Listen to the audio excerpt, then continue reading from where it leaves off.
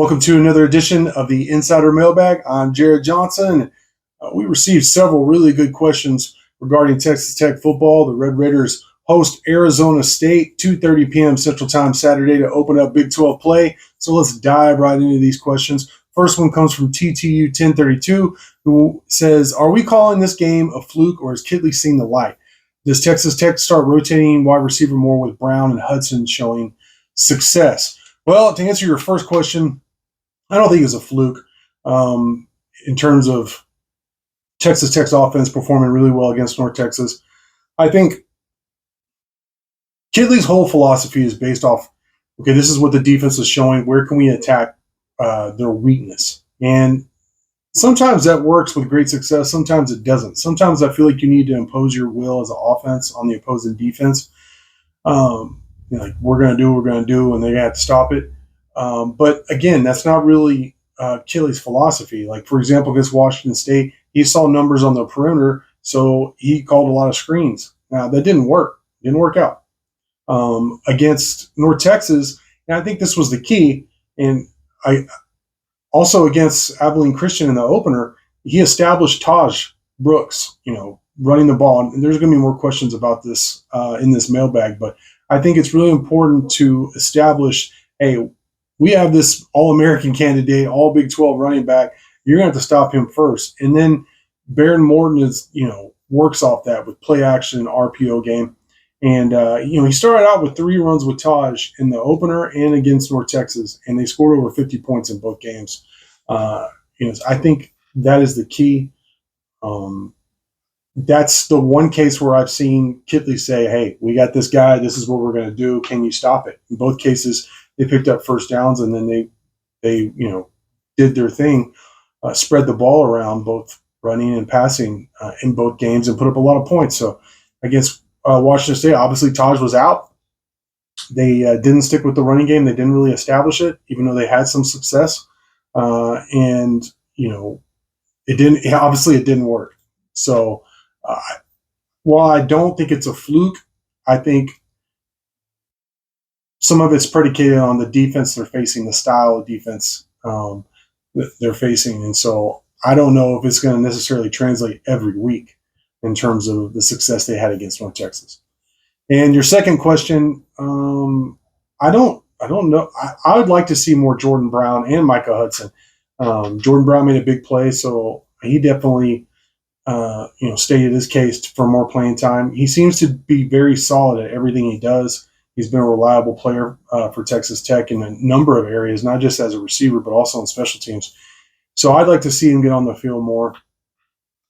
Whether they're going to actually rotate those guys in more, I don't know. We saw that, I think, not Jordan Brown as much because that was earlier in the game, but with Micah, he got more playing time because Tech was up 52-7 at the half.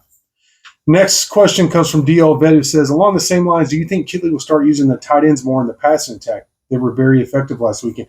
I mean, they've been – I don't know what – I don't – first off, DL Vet, you're a great poster. I'm not, frustrated with you.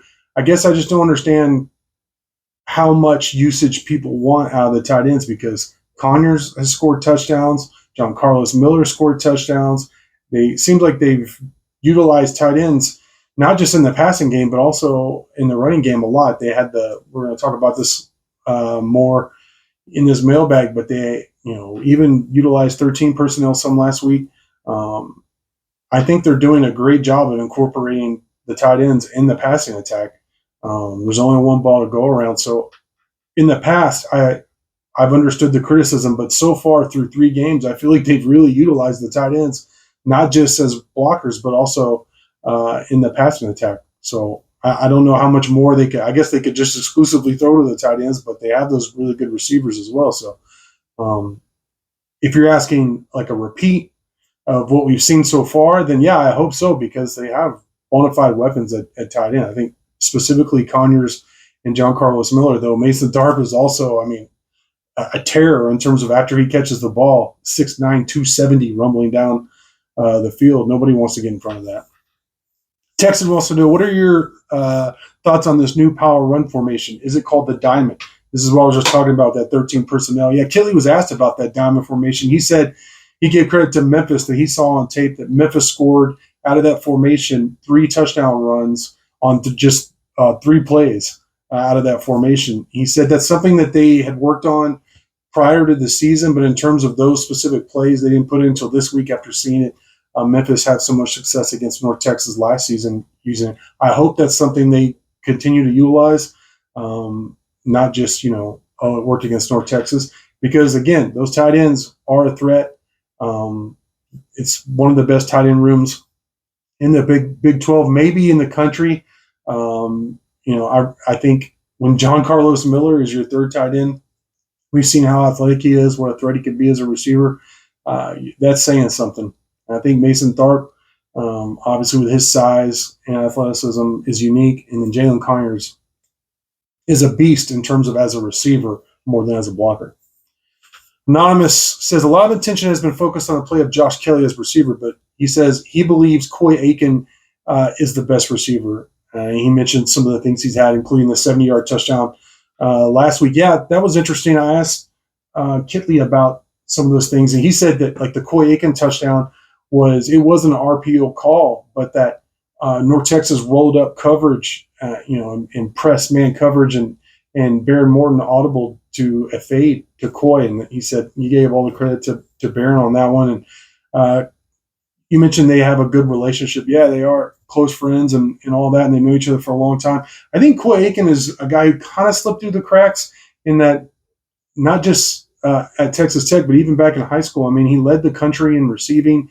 He was like MVP of the state championship, helped Stephenville to a state championship his senior year.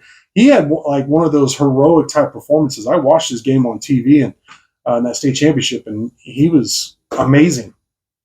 He came in, he got it. Nobody seemed to, for whatever reason, nobody really offered him other than Tarleton State until Texas Tech came in and offered him after that state championship performance, which is kind of weird to me because, I mean, he has decent size. He's not like a burner, but he's obviously not slow either. And I think the thing about Coy that really stood out to me the first time I saw him in practice at Texas Tech was his catch radius is so much larger than you would expect for his frame. His frame isn't small, but he has a knack for tracking the ball and going and getting it outside the normal radius of someone with his dimensions. So he's very athletic, very good player. And I think the reason why he slipped through the cracks at Texas Tech in terms of with fans is because while he showed up and was immediately in the two deep as a freshman, he's been injured a lot. He was injured going into each of his first 2 seasons at Texas Tech, including last year. And this year he's healthy. He was healthy going into the season, and I think that's helped him a lot. I think that's been the key. And I think he could be, I don't know if he's the best receiver necessarily on the roster, but he is absolutely a very good receiver and one of the best receivers on this roster, no doubt. And he was one of the guys I mentioned before the season. I said is going to surprise a lot of folks because he's a very good receiver for Texas Tech. Red Raiders says, was the commitment to the ground game out of the gate because Tech had Taj back, or would it happen either way? It was not only refreshing, it was paramount. Do you think we'll see it again this weekend? Yeah, I agree with you, Red Raiders. And I actually asked Coach Kitley about that on Monday. I said, look, correct me if I'm wrong, but you opened right out of the gate with 3 runs with Taj last week. I believe he did the same against Abilene Christian. And I think it was really important in terms of, establishing Taj right out the bat. And Kitley agreed. He called Taj his ultimate safety blanket, and he said Taj is the best running back in the country. And I'm not going to disagree with him. He's definitely one of the best running backs in the country. And it was paramount. I think, as I said earlier, answering one of the questions, they got to establish Taj. They got to make other teams stop Taj, which is not easy to do. Now, Texas Tech's facing one of a top 10 or 11 run defense through 3 games in Arizona State this week, so it's going to be a really big test. I thought the offensive line did a better job last week than we've seen so far this season in terms of getting movement, made life easier for Taj. They ran a lot of counter. I'm not going to get too technical, but they ran a lot of counter, which Taj seems to really like, and it seems to really work for Texas Tech. So, I think Kitley said establishing Taj is huge because they hit so many of their big plays in terms of off of play action and RPO off of that. And I mean, I think we see it. Kitley sees it. So I think it's going to be really important that they continue to do that. And I think that is the plan going forward. We'll just have to see how it unfolds. Pointman says, have we seen enough of Hammond and Brown to consider moving Hammond to number 2? Well, I think here's the deal. Hammond has had a terrific offseason. When he came in early in the spring as a true freshman, early enrollee, and was great. Had an even better fall camp. I mean, you ask people around who've really seen the practices, and they're like, this guy, I mean, he's amazing. And everything we've seen, everything I've seen, now that y'all have seen, I mean, he looks really good. And I think this is how I understand it. They want to redshirt him. They want to retain the season of eligibility.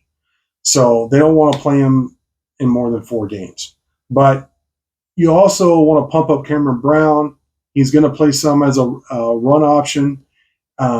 So in case you do have to play Brown, you want his confidence up. But somebody said this as like a break in case of emergency kind of deal. Yeah, I think that's where it is with Will Hammond. I think he is the number 2 guy, but they don't want to play a true freshman, and they don't want to burn his red shirt.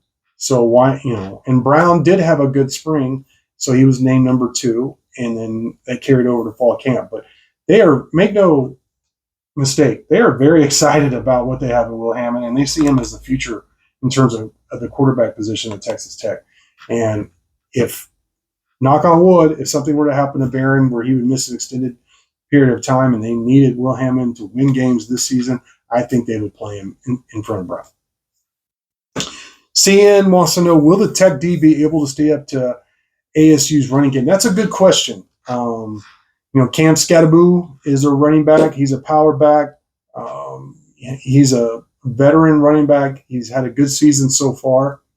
He's very much like Taj in terms of like a lot of the offense runs through him and everything else works off being able to establish him in the running game. But their quarterback, Sam Levitt, has ran for 200 yards and 3 touchdowns as well. I asked defensive coordinator Tim DeRuyter about that. So are you prepared? Because I asked him about Mateer, Washington State's running back, running for almost 200 yards and having that record day.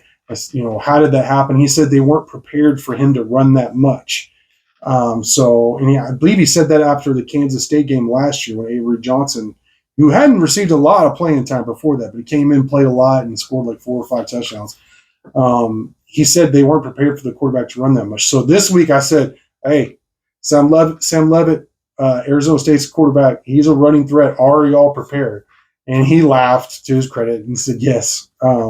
He said, this is a really important distinction. He said the thing with Levitt that's different, though, while they may do some quarterback design runs, that he's really adept at when the pass play breaks down, when he's in the pocket collapses and squirting out and making plays with his legs in that regard, as opposed to Mateer, we saw a lot of, and Avery Johnson, a lot of design quarterback runs. Now, don't be surprised if Arizona State dials up some design quarterback runs with Levitt after seeing the success that Washington State had earlier this year. So, to answer your question, do I think Texas Tech will be able to stand up to the running game?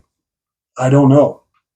I think that's one of the keys to the game. And I think if Texas Tech is able to, Arizona State hadn't shown like a great ability in terms of through the air.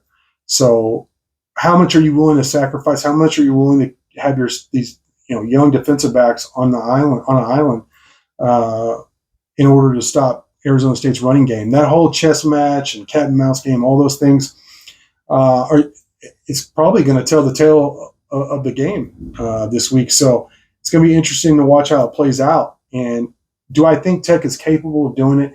Yes. Will they? I mean, it's been really hard to predict this team this season. So we're all going to find out together. I can't wait. 2:30 p.m. Saturday, Texas Tech opens up Big 12 play against Arizona State at the Jones here in Lubbock. Great questions from everyone. I want to say thank you to everybody out there who's watching. And until next time.